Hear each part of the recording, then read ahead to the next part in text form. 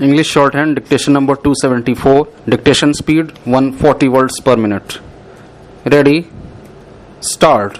Honorable Chairman Sir, I thank you very much for giving me this opportunity. The debate on the compulsory voting bill could not be concluded last time, and it was 2 years back. Now I have to continue my remaining speech on this bill. Sir, we know that India is a democratic country and our democracy is mature. That is why way back in 1950 we included fundamental rights in our constitution. So, if we see the Constitution of India, Article 19 provides for freedom of speech and expression.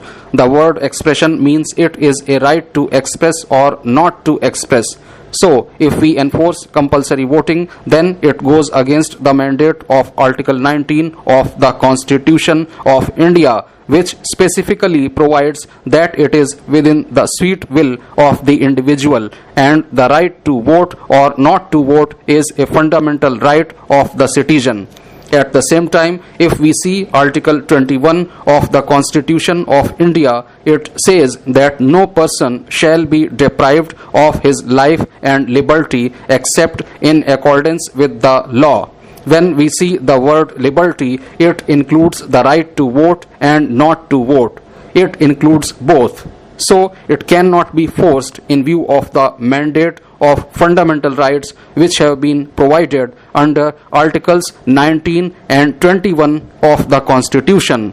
If such a law is enacted, then it will not withstand the judicial scrutiny before the court of law. Sir, if we see Article 326 of the Constitution of India, it is provided that any citizen can register himself as a voter.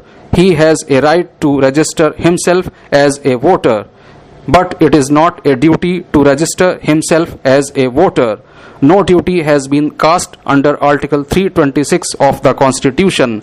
It is an option available to every citizen of India. He can either register himself as a voter or he need not register himself as a voter. Therefore, in my view, this bill cannot withstand the tide of judicial scrutiny, and such a law cannot be enacted by Parliament. If we want to increase the percentage of voting, then certain incentives may be provided by the government by making a provision under various schemes like public distribution system and so on. But if a citizen has not cast his vote, he cannot be denied these facilities on that count. So, such a law cannot be enacted. We can only persuade the voters, and such type of persuasion is possible by providing political education. Apart from this, there is one more thing. In rural and urban areas, we are applying the same yardstick. The Election Commission is required to see to it. In the urban areas where the distance from the polling booth is less, the polling booth should be installed on the basis of the number of voters. Normally, in one polling booth, around 1,000 voters are there.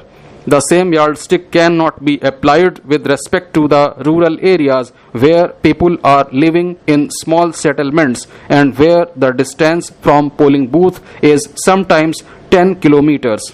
They are poor people. They do not have proper communication.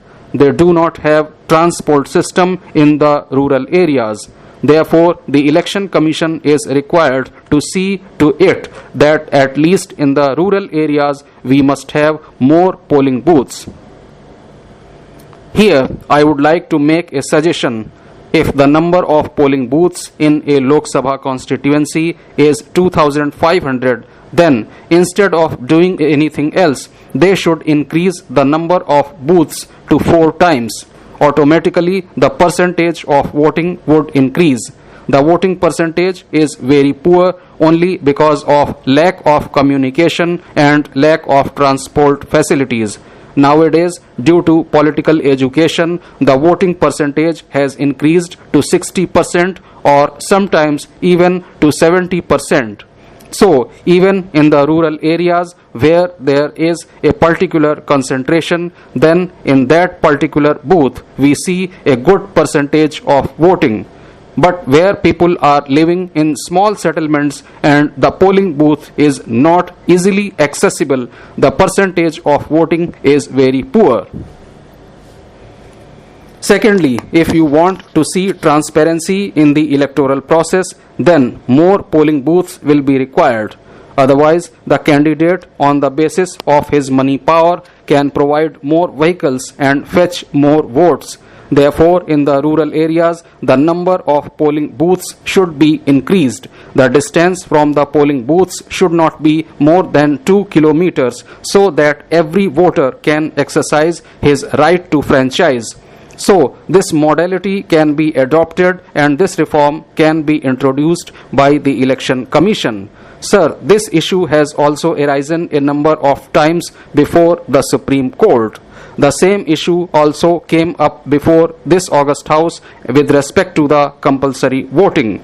This matter went before the Gujarat High Court and even before the Supreme Court. The matter was agitated there and it was finally decided that right to vote cannot be converted into duty to vote. There is a difference. Once it is done, it would contravene the mandate of Articles 19 and 21 of the Constitution of India. Sir, we are a democratic country and in my view, such types of rights cannot be enforced. So, this bill cannot be passed by this House.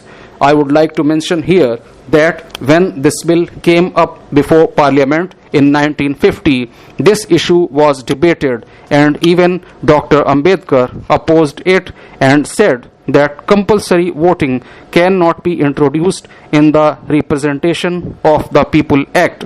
So, it was rejected by the Parliament on the grounds that there are so many practical difficulties and therefore it cannot be implemented.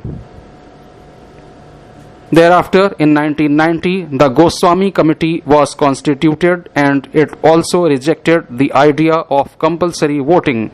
Again, in 2001, the National Commission to review the working of the Constitution was constituted. This commission also rejected the move of compulsory voting. Later, another committee was constituted and it also opined that no compulsory voting can be permissible and it cannot be implemented. The committee also said that there are so many practical difficulties in implementation of compulsory voting and it can only be done by way of persuasion as well as by political education. Similarly, in 2004, one honorable member of Lok Sabha moved the bill on compulsory voting. In 2009 also, one honorable member of Lok Sabha moved the bill on the same subject. It was discussed and debated in the Parliament and finally it was withdrawn. This issue was raised before the Supreme Court in 2009 and it was dismissed by the Supreme Court. Recently in Gujarat, for the election of local bodies, this bill was assented to by the Governor of Gujarat. But finally, it was decided by the Gujarat High Court that such type of a law cannot be enforced because compulsory voting is not possible. It is only a right and it cannot be converted into a duty. It goes against the mandate of the fundamental rights enshrined under Articles 19 and 21 of the Constitution of India. So far as the duties under Article 51 are concerned, even that duty is not there as far as the directive principles of the state policy are concerned. Sir, I have already made my submission extensively on the last occasion. Now, I request other honorable members to speak because this opportunity should also be given to other members. Honorable Speaker, Sir, I rise to support this bill.